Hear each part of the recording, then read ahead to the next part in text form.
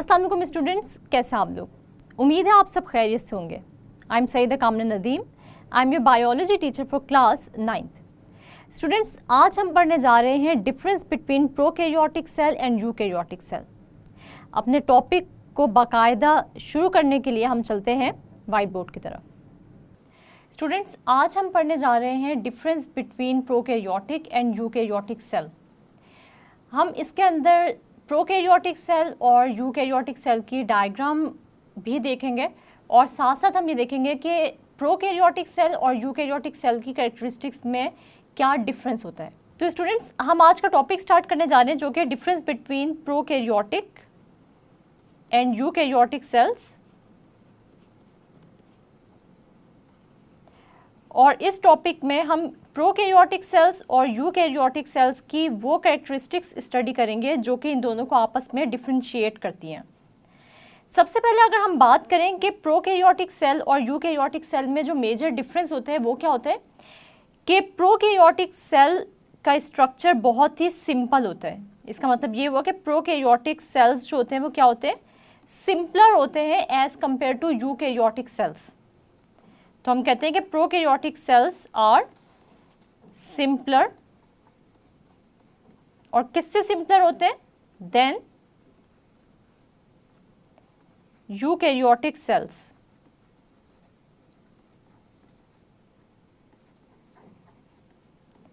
इसके स्ट्रक्चर्स में हम ये देखेंगे कि इसका न्यूक्लियस कैसा होता है, राइबोसोम्स कैसे होते हैं, यूकैरियोटिक और प्रोकैरियोटिक सेल्स का जो साइज है वो क्या होता है, और डिफरेंट ऑर्गेनेल्स जो यूकैरियोटिक सेल्स या प्रोकैरियोटिक सेल्स के अंदर प्रेजेंट होती हैं वो कैसी होती हैं और वो कौन सी ऑर्गेनेल्स प्रेजेंट होती हैं। तो हम लोग ये देख लेते हैं कि हम लोग जो है वो डिफरेंस, हमेशा जब भी हमने डिफरेंस लिखना होगा तो हम लोग क्या करेंगे कि एक साइड पे यूकैरियोटिक सेल लिखेंगे, एक साइड पे हम प्रोकैरियोटिक सेल लेंगे, दरमियान में हम मार्जिन ड्रॉ करेंगे। तो हम इनके अंदर जो ऑर्गेनेल्स हैं या इनका साइज है या न्यूक्लियस है इसके बारे में स्टडी करेंगे और देखेंगे कि किस तरह ये एक दूसरे से क्या है, डिफरेंट है। तो सबसे पहले हम लोग जो है वो यहाँ पर हेडिंग बना लेते हैं प्रोकैरियोटिक सेल और यूकैरियोटिक सेल की।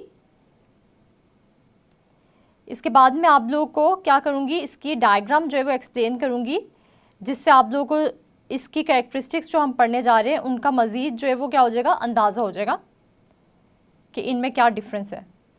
तो सबसे पहले आप यहाँ पर लिखेंगे यूकैरियोटिक सेल,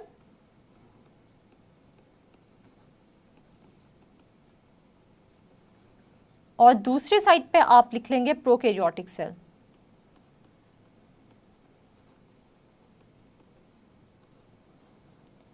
सबसे पहला जो फीचर हम पढ़ने जा रहे हैं यूकैरियोटिक सेल और प्रोकैरियोटिक सेल के डिफरेंस का वो है इसका न्यूक्लियस।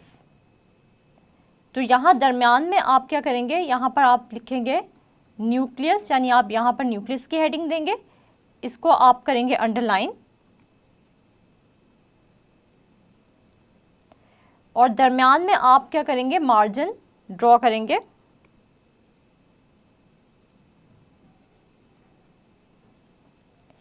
इसके बाद स्टूडेंट्स हम ये देखते हैं कि अगर यूकैरियोटिक सेल की बात करें तो यूकैरियोटिक सेल में हमें पता है कि न्यूक्लियस कैसा होता है, एक वेल डिफाइंड न्यूक्लियस प्रेजेंट होता है, वेल डिफाइंड या प्रोमिनेंट न्यूक्लियस प्रेजेंट होता है।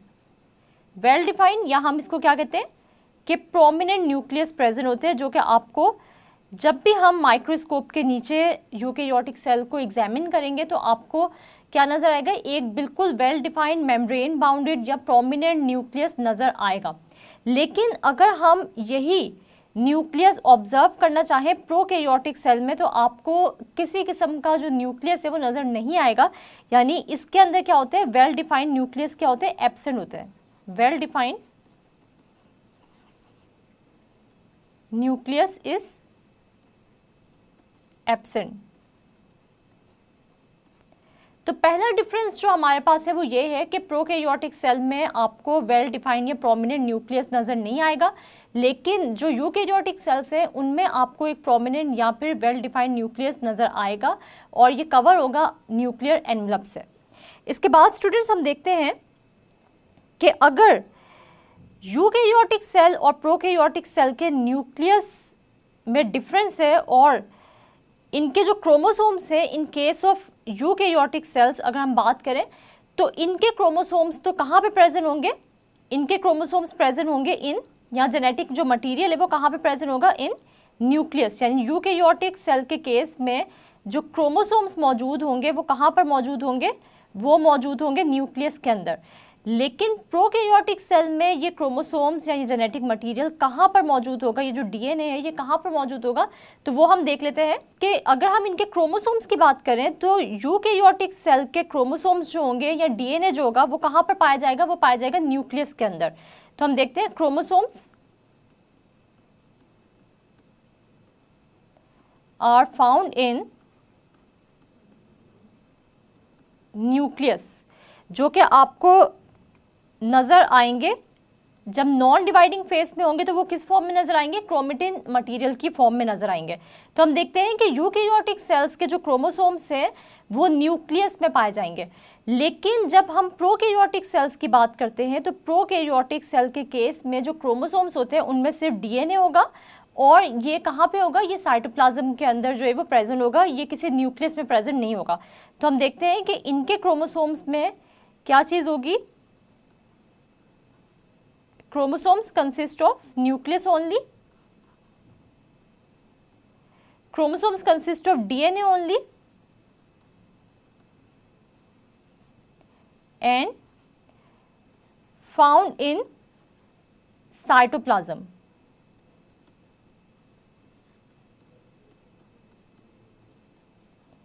क्योंकि हमें पता है कि यूकैरियोटिक सेल में तो आपको एक प्रोमिनेंट जो है वो न्यूक्लियस नज़र आता है और उसी के अंदर जो जेनेटिक मटेरियल होते हैं वो प्रेजेंट होता है। लेकिन प्रोकैरियोटिक सेल जब हम देखते हैं तो उसके अंदर कोई न्यूक्लियस प्रेजेंट नहीं होता, इस वजह से इनके जो क्रोमोसोम्स हैं वो आपको साइटोप्लाज्म में ही नज़र आएगा। तो इनके क्रोमोसोम्स जो है वो आपको कहाँ पे नजर आएंगे, साइटोप्लाज्म में ही नजर आएंगे। और जिस रीजन में ये जेनेटिक मटेरियल नजर आ रहा होगा आपको, उस रीजन को हम लोग क्या नाम देंगे, उस रीजन को हम नाम देंगे न्यूक्लियोइड का।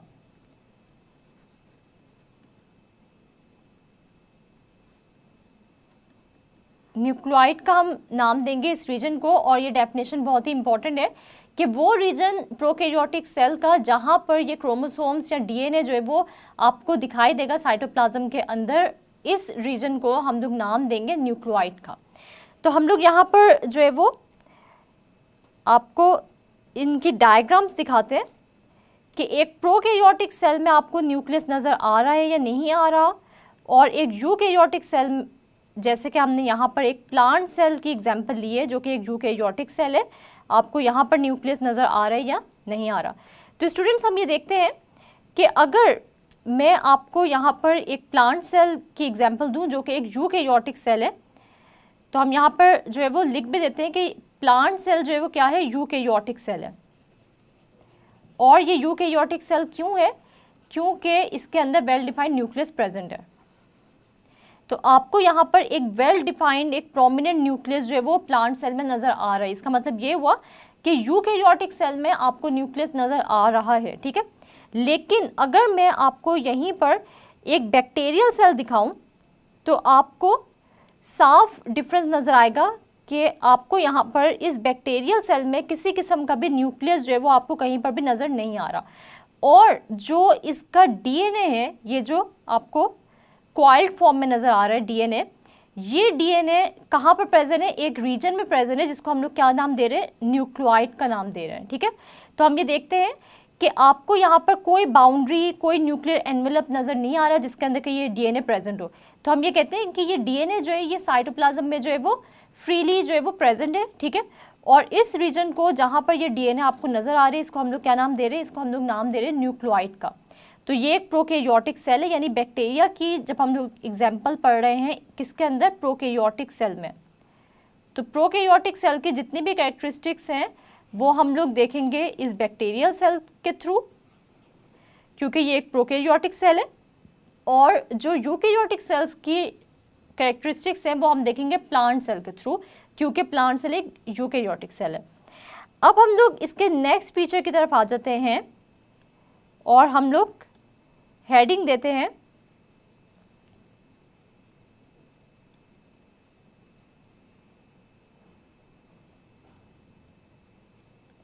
हमारे पास अब आएगी ऑर्गेनेल्स की हेडिंग। अगर स्टूडेंट्स हम लोग ऑर्गेनेल्स की बात करें तो ऑर्गेनेल्स भी यूकेरियोटिक सेल और प्रोकैरियोटिक सेल्स में डिफरेंट होती हैं। यहाँ पर मैं हेडिंग देती हूँ ऑर्गेनेल्स की। और ऑर्गेनेल्स की जब हम बात करेंगे तो ऑर्गेनेल्स में हम लोग ये देखते हैं कि अगर यूकेरियोटिक सेल की हम बात करें तो इनमें जो ऑर्गेनेल्स होती हैं वो क्या होती है, membrane bounded organelles are present. Membrane bounded organelles are present in eukaryotic cells। लेकिन अगर हम प्रोकैरियोटिक सेल की बात करें जैसे कि बैक्टीरिया का सेल है तो यहाँ पर no membrane bounded organelles are present. इसका मतलब ये हुआ कि जैसे हम लोग ने प्रोकैरियोटिक सेल और यूकैरियोटिक सेल की डेफिनेशन में भी पढ़ा था कि प्रोकैरियोटिक सेल में किसी किस्म की मेम्ब्रेन बाउंडेड ऑर्गेनेल्स जो है वो हमें नजर नहीं आती। और हम यहाँ पर जो है वो डायग्राम में भी देख लेते हैं कि क्या आपको जो ऑर्गेनेल्स है किसी किस्म की मेम्ब्रेन बाउंडेड ऑर्गेनेल्स आपको बैक्टीरिया के सेल में नजर आ रही है या नहीं आ रही। तो no membrane bounded organelles are found in prokaryotic cell. तो हम लोग यहाँ पर एग्जाम्पल की अगर बात करें कि कौन सी ऑर्गेनेल्स हैं जो कि मेम्ब्रेन बाउंडेड है और वो यूकैरियोटिक सेल में प्रेजेंट होंगी लेकिन प्रोकैरियोटिक सेल्स में प्रेजेंट नहीं होंगी, तो वो हम लोग देख लेते हैं इसकी एग्जाम्पल्स में।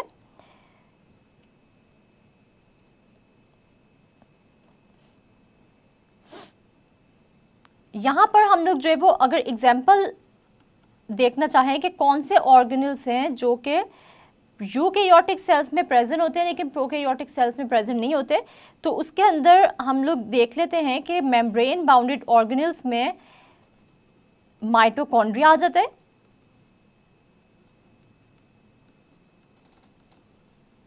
इसके अलावा हम लोग देखते हैं एंडोप्लाज्मिक रेटिकुलम आ जाता है जिसको हम ER भी कहते हैं।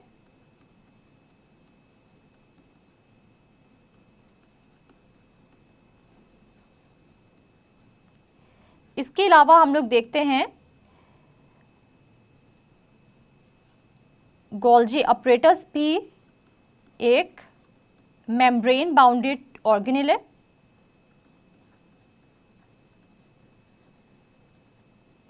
तो ये ऑर्गेनेल्स हैं जो कि आपको यूकैरियोटिक सेल्स में तो नजर आएंगी लेकिन आपको ये मेम्ब्रेन बाउंडेड ऑर्गेनेल्स जो हैं ये प्रोकैरियोटिक सेल्स में क्या है, नजर नहीं आएंगी। तो हम देखते हैं कि mitochondria, endoplasmic reticulum, Golgi apparatus, ये तीनों की तीनों जो ऑर्गेनेल्स हैं और इसके अलावा जितनी भी मेम्ब्रेन बाउंडेड ऑर्गेनेल्स हैं ये सब के सब प्रोकैरियोटिक सेल्स में क्या होंगी, एब्सेंट होंगी।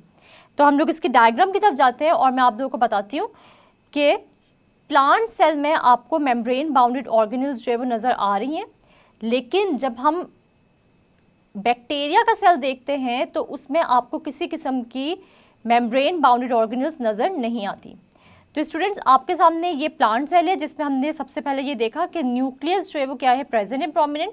इसके साथ ही साथ हम लोग देखते हैं कि जिस तरह आप लोगों को ये गोल्जी अपरेटस नज़र आ रहे हैं क्योंकि ये एक मेम्ब्रेन बाउंडेड ऑर्गेनेल है। इसके अलावा हम लोग देखते हैं कि माइटोकॉन्ड्रिया भी आपको नज़र आ रहा है जो कि एक मेम्ब्रेन बाउंडेड ऑर्गेनेल है। डिफरेंट ऑर्गेनेल्स की हमने बात की जो कि मेम्ब्रेन बाउंडेड ऑर्गेनेल्स हैं और ये आपको नज़र आ रही हैं किसके अंदर, प्लांट सेल में नज़र आ रही हैं। जैसे ये स्मूथ एंडोप्लाज्मिक रेटिकुलम भी आपको नज़र आ रहे हैं। लेकिन अगर हम यही ऑर्गेनेल्स देखें कि क्या माइटोकॉन्ड्रिया, इसके अलावा गोल्जी अपरेटस या एंडोप्लाज्मिक रेटिकुलम या और मेम्ब्रेन बाउंडेड ऑर्गेनेल्स आपको बैक्टीरिया के सेल में नज़र आ रही है या नहीं आ रही, तो हम ये देखते हैं कि ये आपके सामने एक प्रोकैरियोटिक सेल है जिसके अंदर हमने बैक्टीरियल सेल लिया हुआ है एग्जाम्पल के तौर पे। तो हम ये देखते हैं कि यहाँ पर स्टूडेंट्स आप लोगों को किसी किस्म का mitochondria, Golgi apparatus, endoplasmic reticulum या मेम्ब्रेन बाउंडेड ऑर्गेनेल्स नज़र नहीं आ रहे। तो इसका मतलब ये हुआ कि ये ऐसा सेल होता है जिसमें मेम्ब्रेन बाउंडेड ऑर्गेनेल्स क्या होते हैं, एब्सेंट होते हैं। इसके बाद स्टूडेंट्स हम लोग चलते हैं राइबोसोम की तरफ कि प्रोकैरियोटिक सेल का राइबोसोम और यूकैरियोटिक सेल का राइबोसोम जो है वो उसमें क्या डिफरेंस होता है, तो वो हम लोग देख लेते हैं। तो स्टूडेंट्स अब हम डिस्कस कर लेते हैं यूकैरियोटिक सेल और प्रोकैरियोटिक सेल के राइबोसोम के बारे में। और अगर हम राइबोसोम्स की एग्जांपल लें कि प्रोकैरियोटिक सेल में राइबोसोम कैसे होते हैं और आपको यूकैरियोटिक सेल में राइबोसोम्स जो है वो किस तरह के नज़र आते हैं। तो इनमें डिफरेंस क्या होता है कि हम ये देखते हैं कि जो राइबोसोम्स होते हैं यूकैरियोटिक सेल्स के, ये लार्जर इन साइज होते हैं as compare to prokaryotic cells. तो हम ये कहते हैं कि ये लार्जर इन साइज होंगे, यूकैरियोटिक सेल में राइबोसोम्स जो है वो क्या होंगे, बड़े साइज के होंगे, लार्जर इन साइज।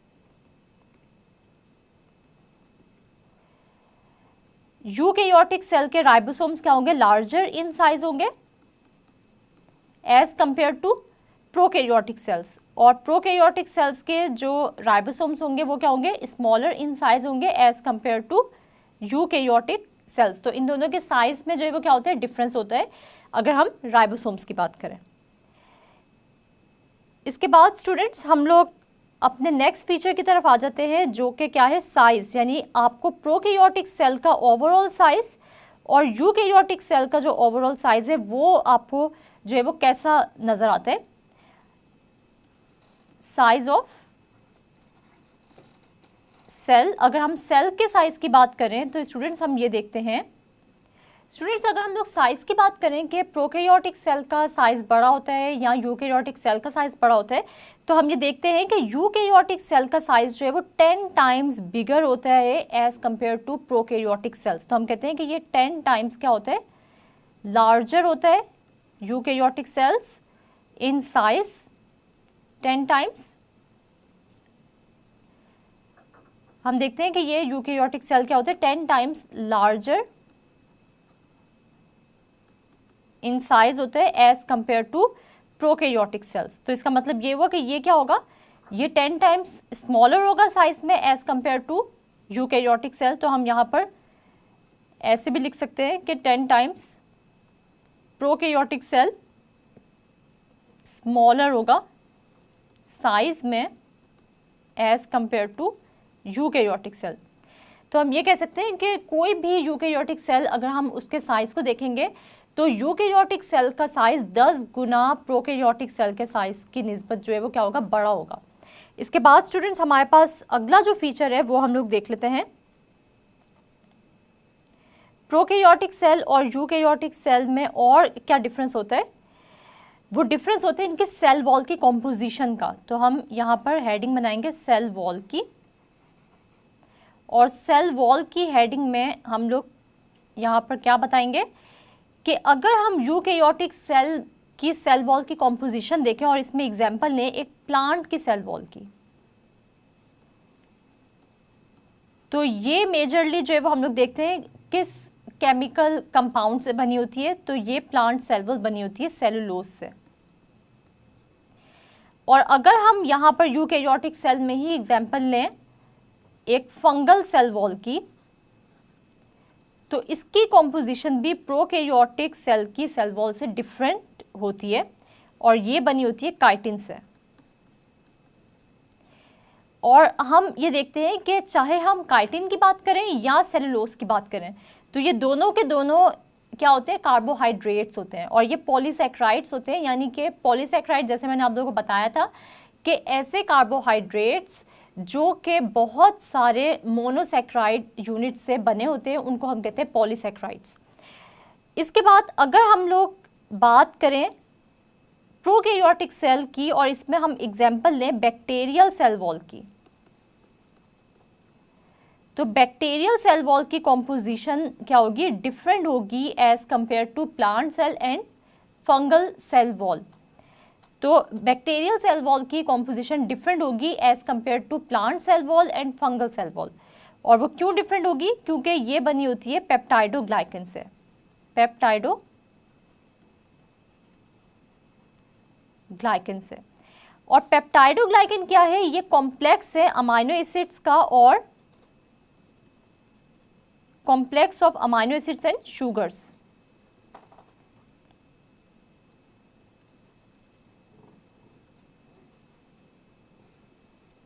शुगर्स और अमाइनो एसिड्स का जो कम्बिनेशन होता है वो क्या बनाता है, वो बनाता है पेप्टाइडोग्लाइकन। और पेप्टाइडोग्लाइकन क्या बना रहे हैं, ये बना रहे हैं बैक्टीरिया की सेल वॉल को। इसी तरह जैसे हम लोगों ने पढ़ा कि प्लांट की सेल वॉल सेलुलोज से बनी हुई है और फंगल जो सेल वॉल है वो बनी होती है काइटिन से। अब इन तीनों की जो केमिकल कॉम्पोजिशन है वो एक दूसरे से डिफरेंट है। और यूकैरियोटिक सेल और हम क्यों के प्रोकैरियोटिक सेल को डिस्कस कर रहे हैं, तो आप अगर केमिकल नेचर देखें तो यूकैरियोटिक सेल की जो सेल वॉल्स हैं वो बनी हुई है कार्बोहाइड्रेट से, जैसे कि सेलुलोज या काइटिन। लेकिन प्रोकैरियोटिक जो सेल है जैसे कि बैक्टीरियल सेल वॉल है, इसकी यानी बैक्टीरियल सेल वॉल जो है ये बनी हुई है पेप्टाइडोग्लाइकन से, जो कि अमाइनो एसिड्स और शुगर्स का एक कम्बिनेशन है या कॉम्प्लेक्स है, ये कार्बोहाइड्रेट नहीं है। तो इसका मतलब ये हुआ कि इनकी सेल वॉल में भी क्या होते हैं, डिफरेंस होता है। तो हम एक दफ़ा जो है वो क्विकली जो है वो इनके डायग्राम्स देखते हैं प्रोकैरियोटिक सेल की, जिसके अंदर हम देख रहे हैं एक बैक्टीरियल सेल को, और साथ ही मैं आप लोगों को एक दफ़ा रिवाइज कर देती हूँ ये फीचर्स जो कि प्रोकैरियोटिक सेल और यूकैरियोटिक सेल में क्या बता रहे हैं, हमें डिफरेंस बता रहे हैं कि ये एक दूसरे से जो है वो डिफरेंट कैसे हैं। और उसके बाद मैं आप लोगों से एक छोटा सा क्विज लूँगी जिससे कि आप लोगों को अंदाज़ा हो जाएगा कि आज का टॉपिक आप लोगों को समझ आया है या नहीं आया। तो सबसे पहले स्टूडेंट्स हम ये देखते हैं कि अगर हम बात करें प्रोकैरियोटिक सेल और यूकैरियोटिक सेल की, तो हमने ये पढ़ा जो सबसे पहला फीचर था वो ये था कि न्यूक्लियस जो ये क्या होता है, न्यूक्लियस किसी भी यूकैरियोटिक सेल में न्यूक्लियस क्या होता है, प्रोमिनेंट होता है, ठीक है, और वेल डिफाइंड न्यूक्लियस होता है, जैसे कि आपको नजर आ रहा है प्लांट सेल में, या आपको एक प्रोमिनेंट न्यूक्लियस नजर आ रहा है जिसको जब हम माइक्रोस्कोप के नीचे देखेंगे तो आपको ऐसा ही न्यूक्लियस नजर आएगा। लेकिन in case of bacterial cell जो कि एक प्रोकैरियोटिक सेल है, इसमें आपको किसी किस्म का जो है वो न्यूक्लियस नज़र नहीं आ रहा, और हमने ये देखा कि वो रीजन जहाँ पर ये डीएनए प्रेजेंट है इसको हम लोग नाम दे रहे हैं न्यूक्लियोइड का। इसके बाद हम ये देखते हैं कि हमने ये कहा कि कोई भी जेनेटिक मटेरियल यूकैरियोटिक सेल में जैसे क्रोमोसोम्स हैं वो इस न्यूक्लियस में प्रेजेंट होंगे, लेकिन in case of bacterial cell जो कि एक प्रोकैरियोटिक सेल है, यहाँ पर आपको ये जो डीएनए है ये साइटोप्लाज्म के अंदर नज़र आ रहा है, न्यूक्लियस में नज़र नहीं आ रहा। इसके बाद जो हमने नेक्स्ट फीचर पढ़ा वो हमने ये देखा कि ये जो आपके पास एक प्लांट सेल है यानी कि एक यूकैरियोटिक सेल है, इसमें आपको मैंने बताया कि different membrane bounded organelles present होती है, जैसे कि गोल्जी अपरेटस है, क्लोरोप्लास्ट है, माइटोकॉन्ड्रिया है, इसके अलावा एंडोप्लाज्मिक रेटिक्यूलम है। ये सब के सब जो आपको ऑर्गेनिल्स नज़र आ रही हैं ये सब के सब मेम्ब्रेन बाउंडेड है, ये सब के सब ऑर्गेनिल्स जो आपको नज़र आ रही हैं यूकैरियोटिक सेल में, ये सब के सब क्या मेम्ब्रेन बाउंडेड ऑर्गेनिल्स है, यानी इनके इर्द गिर्द एक मेम्ब्रेन है। लेकिन अगर हम प्रोकैरियोटिक सेल को ऑब्जर्व करें जैसे कि बैक्टीरियल सेल, तो आपको यहाँ पर किसी किस्म की मेम्ब्रेन बाउंडेड ऑर्गेनिल्स जो है वो आपको नज़र नहीं आ रही, ठीक है। तो हम ये कहते हैं कि ये क्या है, ये प्रोकैरियोटिक सेल है, क्योंकि इसके अंदर ना तो प्रोमिनेंट न्यूक्लियस है और ना ही मेम्ब्रेन बाउंडेड ऑर्गेनिल्स मौजूद हैं। इसके बाद अगर हम इनके साइज़ को देखें तो हम ये देखते हैं कि प्लांट सेल का साइज़ जो या यूकैरियोटिक सेल का जनरली हम साइज़ जो है वो यूकैरियोटिक सेल का देखेंगे, तो यूकैरियोटिक सेल जैसे कि हम एग्जांपल ले लेते हैं एक प्लांट सेल की या एनिमल सेल की, तो ये जो यूकैरियोटिक सेल का साइज़ होगा ये 10 टाइम्स लार्जर होगा as compare to prokaryotic cell, यानी कि बैक्टीरिया के सेल से 10 गुना इनका साइज़ जो है क्या होगा, बड़ा होगा। इसके बाद सेल वॉल की कॉम्पोजिशन हम देख लेते हैं। अगर हम यूकैरियोटिक सेल के अंदर सेल वॉल जो कि एक आउटर मोस्ट मेम्ब्रेन आपको नज़र भी आ रही है, ठीक है, ये आउटर मोस्ट मेम्ब्रेन जो आपको नज़र आ रही है प्लांट सेल में, ये है इसकी सेल वॉल। और इस सेल वॉल की कॉम्पोजिशन जो हमने पढ़ी वो क्या है, सेलुलोज, यानी मेजरली ये जो सेल वॉल है प्लांट की ये किस चीज़ से बनी होती है, सेलुलोज से बनी होती है। लेकिन in case of bacterial cell wall, जब हम एक प्रोकैरियोटिक सेल की बात करते हैं तो इसके अंदर जो है वो आपको जो सेल वॉल नज़र आएगी जो कि ये आउटर मोस्ट बाउंड्री है, तो ये बनी होती है पेप्टाइडोग्लाइकन से, और ये बिल्कुल डिफरेंट कॉम्पोजिशन है एज कंपेयर टू सेलुलोज या फंगल सेल वॉल के अंदर जो काइटिन होती है उससे। तो हमने ये डिफरेंस देखा प्रोकैरियोटिक सेल और यूकैरियोटिक सेल में। मैंने आप लोगों को एग्जांपल दी एक बैक्टीरियल सेल की और एक प्लांट सेल की। अब हम लोग देख लेते हैं कि इसमें से आपको किस किस्म का जो है वो शॉर्ट क्वेश्चंस या लॉन्ग क्वेश्चन जो है वो आ सकते हैं। तो मैं आपसे यहाँ पर लेने जा रही हूँ एक छोटा सा क्विज़, और ये क्विज़ लेने से मुझे पता क्या चलेगा कि आप लोगों को ये समझ आया है टॉपिक या नहीं आया। तो सबसे पहले जो हमारे पास क्वेश्चन है वो एक शॉर्ट क्वेश्चन है, और वो क्वेश्चन क्या है?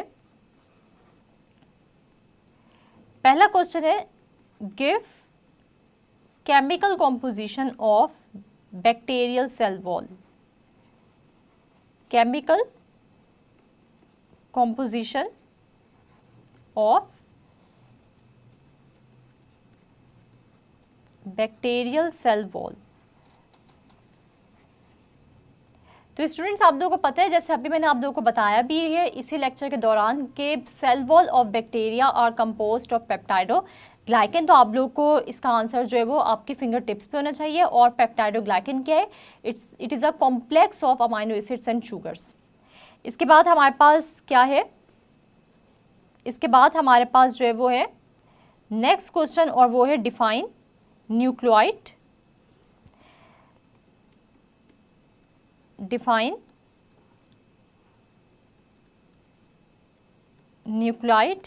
न्यूक्लियोइड को हम लोग किस तरह डिफाइन कर सकते हैं कि प्रोकैरियोटिक सेल का जो डीएनए होता है वो साइटोप्लाज्म में प्रेजेंट होता है, और ये जिस रीजन में, यानी वो रीजन साइटोप्लाज्म का जहाँ पर ये डीएनए मौजूद होगा, उस रीजन को हम लोग नाम देंगे न्यूक्लियोइड का। इसके बाद स्टूडेंट्स, हमारे पास जो नेक्स्ट क्वेश्चन है वो है, which organelles are found in eukaryotic cells. तो आप लोग को स्टूडेंट्स पता है कि किस किस्म की जो ऑर्गेनेल्स हैं वो पाई जाती हैं यूकैरियोटिक सेल्स में। तो कोई भी वो ऑर्गेनेल जो कि मेम्ब्रेन बाउंडेड ऑर्गेनेल्स होंगी, वो सबके सब प्रेजेंट होती है यूकैरियोटिक सेल्स में, जिनमें हमने एग्जांपल पढ़ी माइटोकॉन्ड्रिया की, गोल्गी अपरेटस की, एंडोप्लाज्मिक रेटिकुलम की, क्लोरोप्लास्ट की, और भी बहुत सारे ऑर्गेनेल्स हैं जो कि मेम्ब्रेन बाउंडेड है, और ये यूकैरियोटिक सेल्स में तो प्रेजेंट होती हैं, लेकिन प्रोकैरियोटिक सेल्स में प्रेजेंट नहीं होंगी। स्टूडेंट्स, इसके बाद हमारे पास लॉन्ग क्वेश्चन जो यहाँ से आता है वो बहुत ही इंपॉर्टेंट है, और ये बहुत बार रिपीट भी हो चुका है कि differentiate between prokaryotic cell and eukaryotic cell. Differentiate between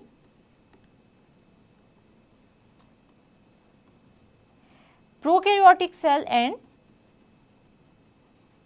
eukaryotic cell.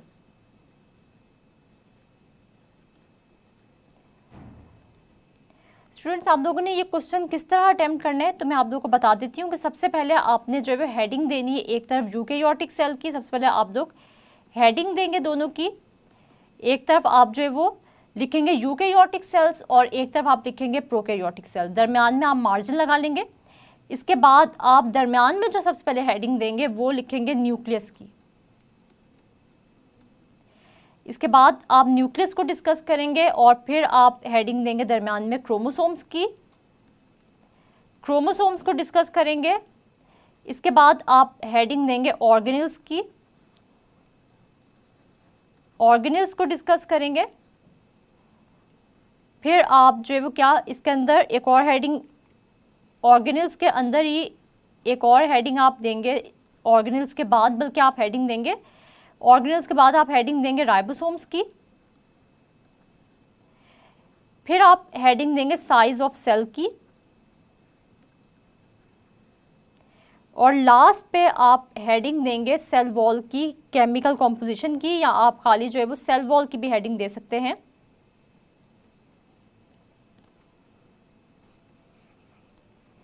और आप डिस्कस करेंगे कि यूकैरियोटिक सेल की जो chemical composition of cell wall होती है वो कैसी होती है, और प्रोकैरियोटिक सेल में जो मौजूद सेल वॉल है उसकी केमिकल कॉम्पोजिशन कैसी होती है। आपने ये क्वेश्चन हेडिंग्स के साथ अटेम्प्ट करने हैं। साथ ही साथ आप जो है वो यूकैरियोटिक सेल के अंदर आप एनिमल सेल या प्लांट सेल की डायग्राम ड्रॉ कीजिएगा, और जो प्रोकैरियोटिक सेल है उसमें आप बैक्टीरिया का जो सेल दिया गया है उसकी डायग्राम ड्रॉ कीजिएगा, और प्रॉपरली इनको लेबल भी कीजिएगा। स्टूडेंट्स, आज हमने डिस्कस किया difference between eukaryotic cell and prokaryotic cell.